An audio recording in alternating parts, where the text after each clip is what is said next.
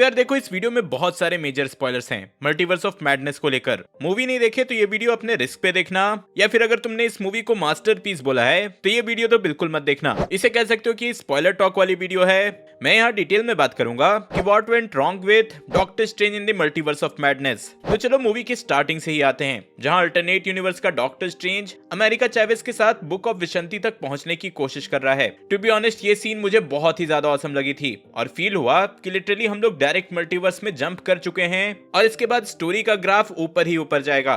तो हाँ, first scene से ही एक्साइटमेंट और बढ़ गई एंड सही में VFX and 3D effects awesome थे, उसमें कोई सेकंड डॉट है नहीं। ओवरऑल एक्सपीरियंस अच्छा ही होता है, आप एंजॉय करते हो। और ओपनिंग सीन से लेकर डॉक्टर स्ट्रेंज का वांडा से मिलने वाले सीन तक मुझे कोई भी डिसअपॉइंटमेंट नहीं थी, पूरा एक्साइटमेंट पीक लेवल पे था। लेकिन जैसे ही रिवील हुआ कि Wanda is the main villain, तभी मैं डिसअपॉइंट हो गया। अब देखो, वांडा के विलन होने से मुझे कोई प्रॉब्लम नहीं था, ये ट्रेलर में ही रिवील हो चुका था कि Wanda is the main villain. But मैं एक्सपेक्ट किया था कि एटलीस्ट थोड़ा कुछ स्टोरी में ट्विस्ट रहेगा, उसके बाद ये लोग रिवील करेंगे कि वांडा विलन है। डॉक्टर स्ट्रेंज आए, वांडा ने गलती से अमेरिका चैवेस का नाम ले लिया एंड फिर रिवील कर दिया कि हाँ, मैं हूँ खलनायक। तो हाँ, इस सीन से मुझे थोड़ा डिसअपॉइंटमेंट हुआ। एंड इसके बाद इफ आप एक्शन सीन्स एंड वीएफएक्स को साइड में रख दो तो स्टोरी लाइन में कुछ बचा ही नहीं था। बिल्कुल लीनियर एंड प्रेडिक्टेबल प्लॉट है, ऐसा कुछ अनएक्सपेक्टेड था ही नहीं। अब कई लोग मुझे बोलेंगे कि यार तू बहुत ज्यादा एक्सपेक्टेशन रख रहा है, तो देखो ऐसी बात भी नहीं है। इस बार इस मूवी के लिए मार्वल वालों ने खुद ही बेंचमार्क सेट किया है। पहले तो इसके मार्केटिंग में bigger than the events of end game जैसे वर्ड्स का यूज किया गया, और अगर एंड गेम और इन्फिनिटी वॉर को ही ले लो तो उन स्टोरीज में एक्साइटमेंट सडन ट्विस्ट से आती थी। मतलब ऑडियंस के लिए कुछ ऐसा हो जाए जो कि अनएक्सपेक्टेड हो, जिससे कि इंटरेस्ट बना रहता था। इन्फिनिटी वॉर के स्टार्टिंग में ही लोकी का मरना या फिर एंडिंग में थैनोस का जीतना, वो सब अनएक्सपेक्टेड था। देन एंड गेम की एंडिंग सबने पहले ही प्रेडिक्ट कर दी थी। ऑब्वियस था कि भाई थैनोस को हारना ही है, लेकिन किसी ने इतना बड़ा फिनाले बैटल सीन या फिर टोनी का स्नैप करना एक्सपेक्ट नहीं किया था। तो हाँ, इन्फिनिटी वॉर से एक्साइटमेंट आता है कि अब क्या होगा, एंड एंड गेम से सेटिस्फैक्शन मिलता है कि हाँ, स्टोरी का अच्छा कंक्लूजन मिला। वही सेम कंक्लूजन या वही same excitement multiverse of madness के साथ फील नहीं होती। आई डोंट थिंक सो कि मूवी के एंडिंग के बाद कोई बंदा ये जानने में इंटरेस्टेड होगा कि अमेरिका चावेस सॉर्सरर बन के क्या करेगी, एंड इसका रीजन है नो प्रॉपर कैरेक्टर डेवलपमेंट। सबसे पहले तो अमेरिका चावेस एक न्यू कैरेक्टर है,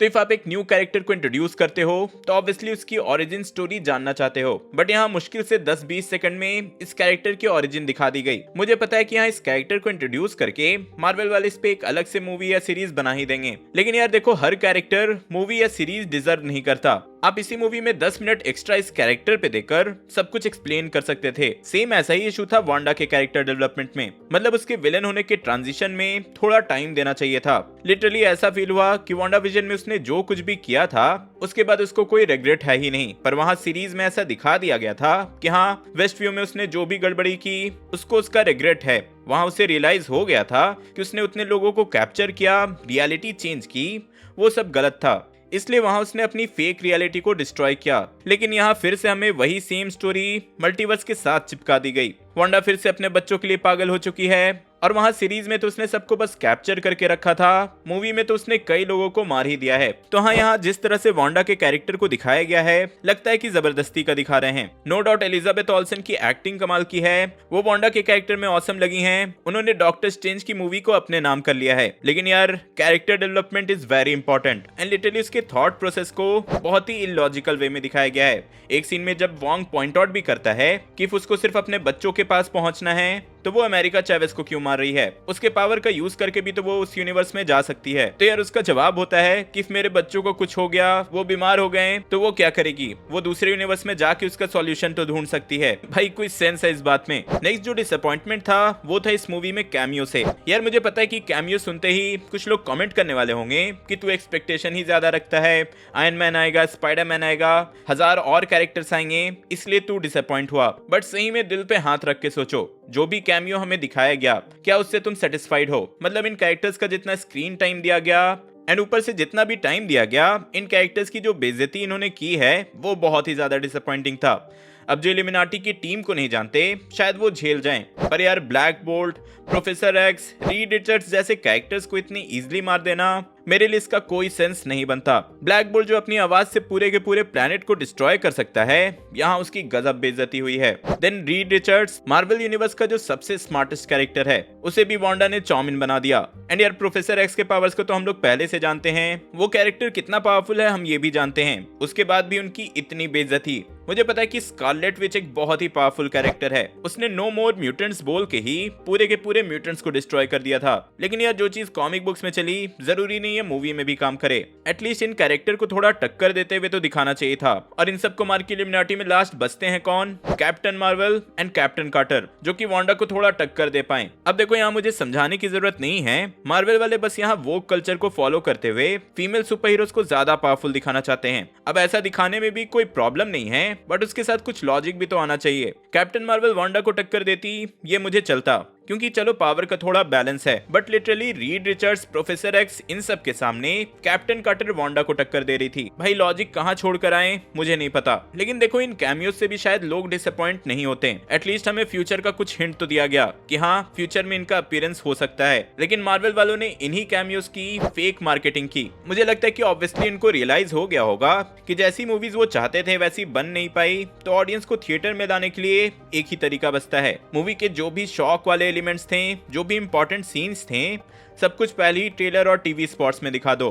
अब जैसे वांडा का विलेन होना इन्होंने ट्रेलर में ही दिखा दिया था, चलो वो एक्सपेक्टेड भी था। फिर मूवी रिलीज होने से बस एक वीक पहले इन्होंने इल्यूमिनाटी के बारे में रिवील कर दिया और उसको लेकर हाइप क्रिएट करना चालू किया। फिर कैप्टन कार्टर, कैप्टन मार्वल, सबके बारे में इन्होंने रिवील कर ही दिया। भाई अगर खुद इल्यूमिनाटी का हाइप क्रिएट कर रहे हो तो फैंस एक्सपेक्ट करेंगे ही कि इनका मेजर रोल होगा। बट मूवी जाते हो तो मिलता है क्या? 5 मिनट में इनको टाटा बाय बाय कर दिया। ऐसा फील हुआ कि मूवी में इनको डाला ही इसलिए गया था कि वांडा इन्हें आके मार सके। देन मूवी का टाइटल है doctor strange in the multiverse of madness, तो ऑब्वियसली थोड़ा फैंस डॉक्टर स्ट्रेंज से एक्सपेक्ट करेंगे एंड उससे ज्यादा मल्टीवर्स से एक्सपेक्ट करेंगे। लेकिन बस मल्टीवर्स के नाम पे 1-2 यूनिवर्स दिखा दिए गए। मुझे पता है कि in future of MCU multiverse को और ज्यादा एक्सप्लोर किया जाएगा, बट मूवी का टाइटल मल्टीवर्स ऑफ मैडनेस देना, तो इससे फैंस और ज्यादा होप करते हैं कि मल्टीवर्स के बारे में कुछ मेजर रिवील होगा। भाई इससे ज्यादा मल्टीवर्स तो लोकी के सीरीज में था। तो हाँ, मार्केटिंग से ऐसा फील हुआ कि इन्होंने ऐसी चीजों का हाइप क्रिएट किया है जो कि मूवी में ना के बराबर थी, एंड इससे एक्सपेक्टेशन बिल्कुल ही हाई हो गए। तो इफ कुछ लोग दिखाए गए मल्टीवर्स से या फिर कैमियोस से डिसअपॉइंटेड हैं, तो इसका रीजन है अजीब सा मार्केटिंग, जहां अराउंड 100% इंपॉर्टेंट सीन्स जिसको फैंस डायरेक्टली हॉल में देखते तो ज्यादा एंजॉय करते हैं, उन्हें पहले ही दिखा दिया गया। वैसे मार्केटिंग और कैमियो वाली बात बोलने के लिए मुझे हेट मत देना, क्योंकि यही बात खुद केविन फाइगी ने भी बोला है कि सारे मेजर स्पॉइलर टीवी स्पॉट्स में ही दे दिए गए हैं, जिससे कि वो भी डिसअपॉइंटेड हैं। अब आते हैं मूवी के एंडिंग पे। तो मानो या ना मानो, इस मूवी का एंडिंग डिसअपॉइंटिंग था, एंड यही सेम एंडिंग विदाउट मल्टीवर्स हमें ऑलरेडी वांडा विजन में दिखाया जा चुका है। एंडिंग में बेसिकली अमेरिका चावेज मोटिवेट हो जाती है और वांडा को मल्टीवर्स में ट्रैवल करा के उसके बच्चों के सामने ले आती है, मतलब उसका असली चेहरा उसके बच्चे देख लेते हैं। एंड इसी मोमेंट पे उसे रियलाइज होता है कि वो गलत कर रही है, वो ऐसी नहीं है, और वो पूरे मल्टीवर्स से डार्क होल्ड को डिस्ट्रॉय करके खुद को भी मार लेती है। अब कई लोग पूछ रहे थे कि वांडा का रिटर्न होगा या नहीं, तो ये समझ लो कि मल्टीवर्स आने के बाद किसी भी कैरेक्टर का डेथ मैटर नहीं करता, क्योंकि किसी ना किसी दूसरे यूनिवर्स से वो वापस आ ही सकता है। लेकिन आपने अगर वांडा विजन देखा होगा तो यही सेम एंडिंग वहां भी दिखाई गई थी। वहां भी वांडा को रियलाइज होता है कि वो गलत कर रही है और वो अपने फेक रियलिटी को डिस्ट्रॉय कर देती है।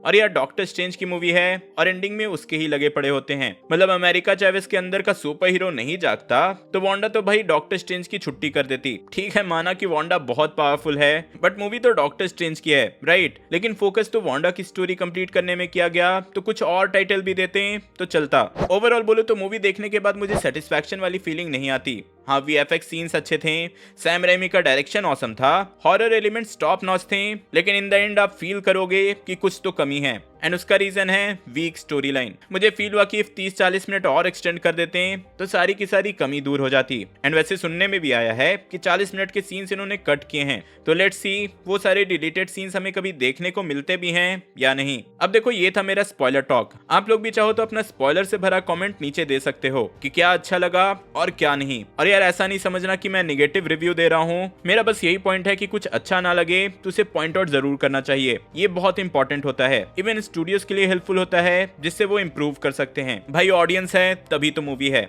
एंड ऑडियंस को किसी भी चीज का फैन बनने से पहले ऑनेस्ट होना बहुत जरूरी है भाई, इसी से इंप्रूवमेंट होगा। एनीवे, जो भी सिर्फ एक्शन सीन्स एंड वीएफएक्स देखने के लिए गए थे, सैम रेमी का हॉरर एलिमेंट देखने गए थे, तो उन्होंने ये मूवी एंजॉय किया होगा। एंड टू बी ऑनेस्ट, वो मेरे लिए भी एक अच्छा एक्सपीरियंस था। बट इसमें भी कोई डाउट नहीं है कि मूवी का पेस एंड स्टोरी डिसअपॉइंटिंग है। इस मूवी के पोस्ट क्रेडिट सीन को समझने के लिए ऊपर वाली वीडियो देखें एंड मेरा स्पॉइलर फ्री रिव्यू देखने के लिए नीचे वाली। मैं जल्दी और नए वीडियो लेकर आऊंगा। टिल देन, बी देसी, बी नर्ड।